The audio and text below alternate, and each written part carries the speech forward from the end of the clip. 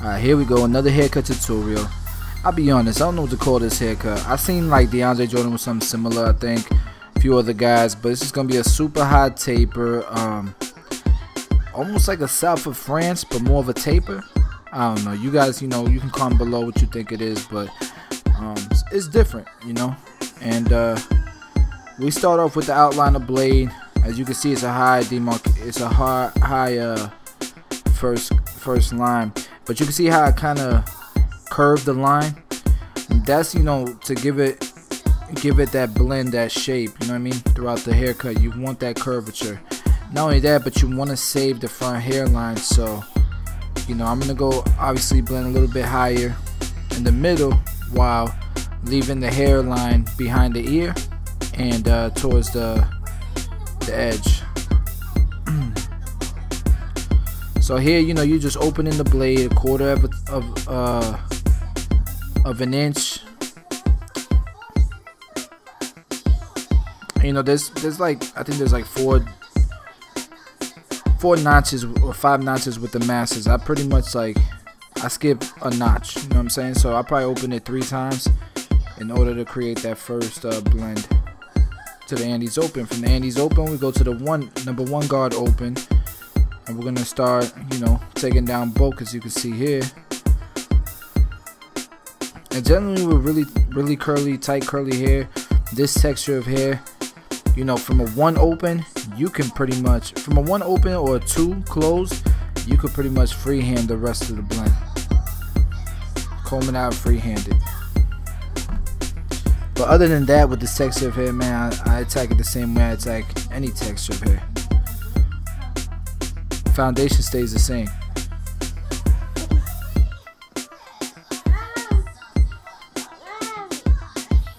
I think there's a number 0 guard here. I got it closed, and I'm attempting to take that line created by the Andes open.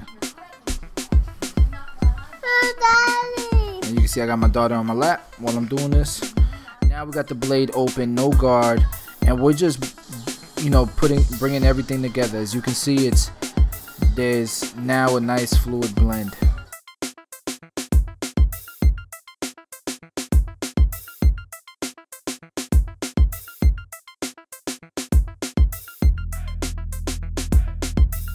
And here I'm blending in the sideburns. That's included in the haircut. I mean, I hate when barbers, they leave the sideburn like that without blending it. I think it looks ridiculous, and it kills the haircut, the work of art you just did on your client. Here's the number 2 guard. Like I said, for the number 2 guard, you really can just comb the hair out and freehand it the rest of the way. You're sculpting the hair. That's how I look at cutting hair. I look at it as sculpting. It's an art. And I'm just going back and detailing my work. And we're gonna do the same exact thing on the other side.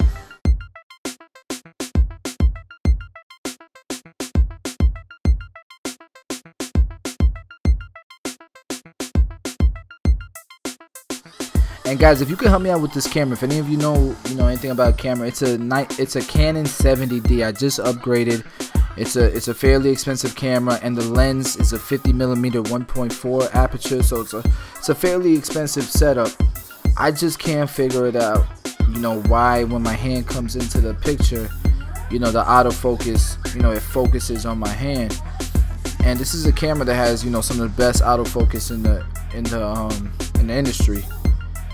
I don't know if my aperture is set too low, but if you guys can comment below and help me out with that, that would be great for future videos. For the quality of them, at least.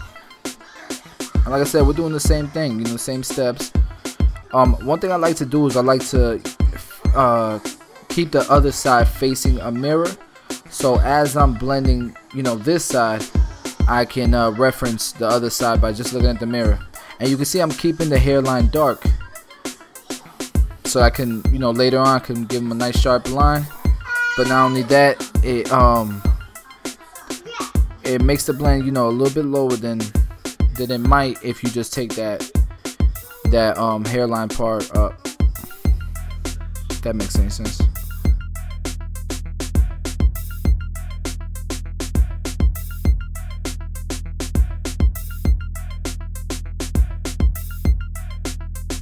But yeah, I think this is the first time we did this haircut on him, And you know, my client here, he's the type that likes to try different things, and there's nothing wrong with that. So we tried this one. I thought it was a dope cut, and I recorded it.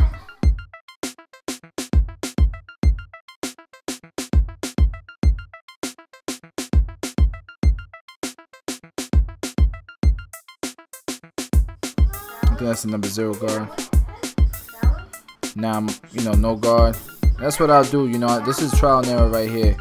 So the number 0 guard wasn't taking out that line, so I knew I needed to go a little bit lower, so I took the guard off, opened up the blade, and if I had to close it, then I will.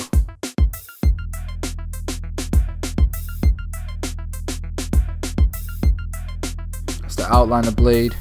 Just getting it, you know, that extra closeness with this shaver. It's, you know, it's the details that make this a standout haircut. And this time I'm using the Andes T outliners. I cut off the top, and you know, there's nothing, you don't need to cut off the top. It's not a necessity. I can keep it cleaner because I have an air hose, so I can spray out the hair inside every time I use it. And this is like a sneak peek of one of our products that we're gonna be showing to you guys soon. It's my shave gel. It's not the, you know, it's not the finished bottling. It's gonna look different, but you know, we've been using it in the shop collectively in all the locations and testing it, and we've been working on this for a while now. So we're gonna have a booth. If you're familiar with the Orlando premiere, it's the biggest hair show in the world, and that's gonna be the launch. I got a booth there. I'm excited about it, and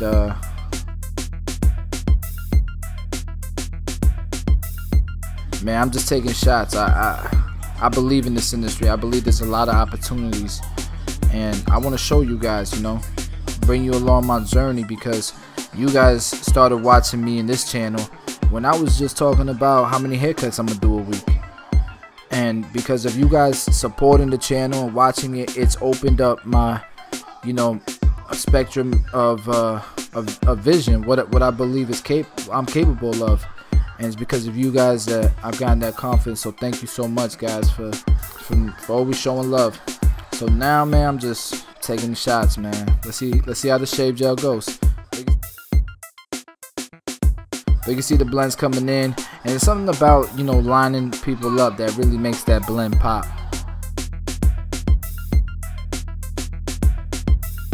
And I sketch with my razor. Like, there's some people who like long strokes.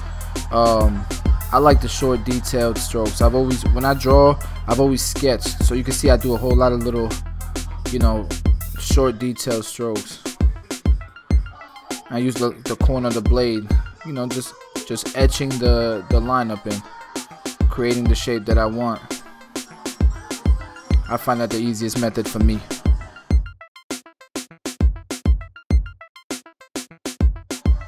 And this particular client, he never has a beard. This is like the first time we line up his beard. I think it's a good look. Recently he shaved it all off, but I thought it was a dope look. Comment below, let him know if he should keep the beard. I've been trying to talk him into keeping it.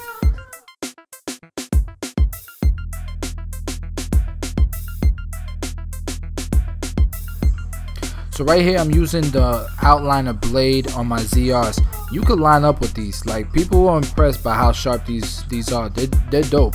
I started using these for not just balling people out, but shaving below the neck, shaving the face, and it cuts close enough to where you can get a defined line, but it's not gonna irritate.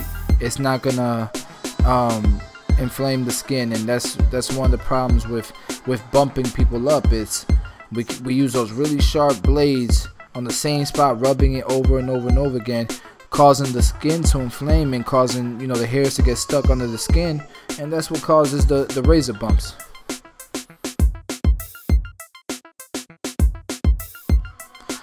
And the bottling of the shave gel is going to be completely different, but it's still going to be, you know, something that you can applicate straight from the bottle onto the client, or if you just want to put it, you know, on a brush or on your finger or on a comb, however you want to, you know, apply it onto the client. It's just a more convenient way of doing it, in my opinion. I feel like those squirt shave gels or the tub ones, you just waste a lot of product. Or you if you're a busy barber, man, the tub ones, you're gonna get some hair in there, and I don't want to contaminate my product and use it on another person. As you can see right here, I'm taking out bulk underneath the skin. I feel like it's a more comfortable shave for the clients. And you're gonna follow this up with a razor or the shaver. I would recommend it. But this is a dope look. It's the outliner blade. The 5.0 blade I like even better. But this is what I got right now, because my 5.0 broke on me.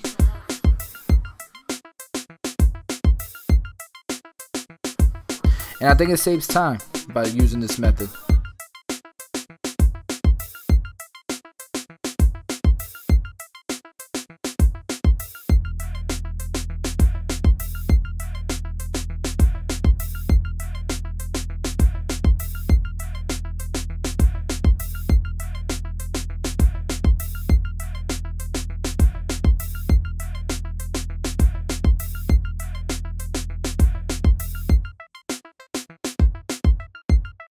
And you know, sometimes you do gotta, you know, do the scraping motion just to get a little bit closer.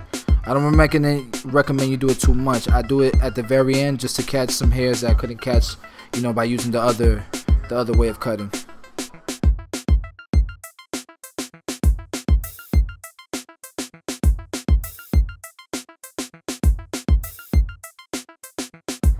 Right here, we're cleaning up the neck. That's very important. Clean the neck. Some clients like the razor on the neck. With this particular texture of hair, since it's really curly, it's more liable to get stuck underneath the skin and bump up. I don't do it. I might use the shaver, but typically I won't do it. And here we're just gonna curl his hair up, and you guys can kind of see how the blend goes into the rest of the bulk of the hair. I don't know what this name of this cut is. The industry is like saturated with names for haircuts, so you know, snap a picture of it. That's the way to explain it for me. You guys can see the finished product. Let me know what you think in the comments below. Definitely share, subscribe, all that good stuff. Here I'm using aftershave, a very good scent. It's the Phonics gummy. I'll try to put a link below for that if you guys want to check that out. And don't forget to check us out at the Orlando premiere. The booth number is 5784 Tomb 45. See you guys there, and hope you guys liked the video. None better than getting paid for doing what you love.